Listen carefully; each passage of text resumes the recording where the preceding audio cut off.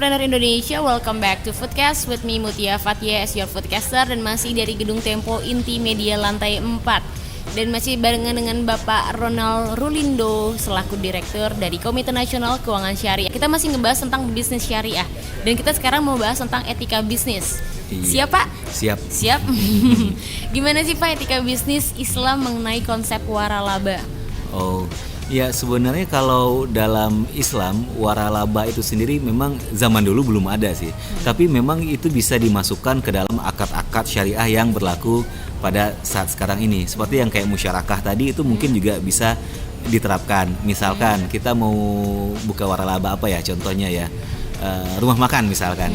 Ya sebagai investor kita akan bermusyarakah itu tadi dengan si penyedia rumah makan untuk membuka suatu restoran di satu daerah. Nah keuntungannya bisa berbagi di situ.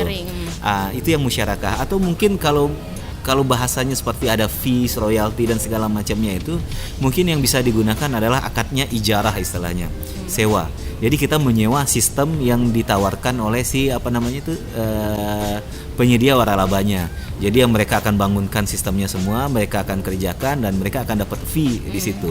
Ya, seperti itu sih pengembangannya. Walaupun pada prakteknya mungkin harus dirunut satu persatu dulu akad-akad atau kontrak-kontrak waralaba yang ada sekarang itu seperti apa.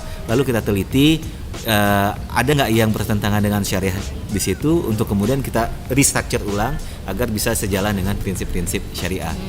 Emang Pak kalau misalnya ngomongin konsep waralaba sendiri kebanyakan di Indonesia seperti apa ya Pak?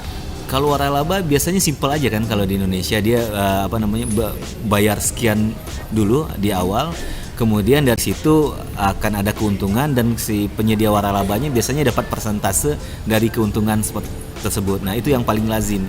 Ini mirip dengan musyarakah sebenarnya. Hanya saja yang mungkin yang menjadi pembeda adalah kalau waralaba itu mereka menyebutkannya fee, sedangkan syariah tidak boleh. Kalau fee itu biasa lebih kepada penyewaan atau upah. Di syariah kalau waralabanya lebih digalakkan terhadap yang profit sharing itu tadi, biar lebih adil bagi kedua belah pihak. Gitu. Baik. Terus seperti apa penerapan prinsip-prinsip syariah dalam waralaba? Ya, yang jelas sama ya. Misal tidak khusus sih sebenarnya kalau ini syariah dan konvensional, kira-kira sama-sama saja. Dalam melakukan waralaba, pertama harus transparan, tidak boleh ada perbuatan curang atau penipuan di situ. Terus dalam prosesnya, yaitu tadi tidak boleh mengambil keuntungan di atas ketidaksetahuan suatu pihak. Kadang kan kalau kita buat perjanjiannya panjang, jelimet ya. Jadi sehingga yang satu pihak lain mungkin tidak memahami dan mengetahui. Jangan sampai ketika waralabanya sudah jalan dia baru tahu ada klausul itu, dia baru sadar, baru paham.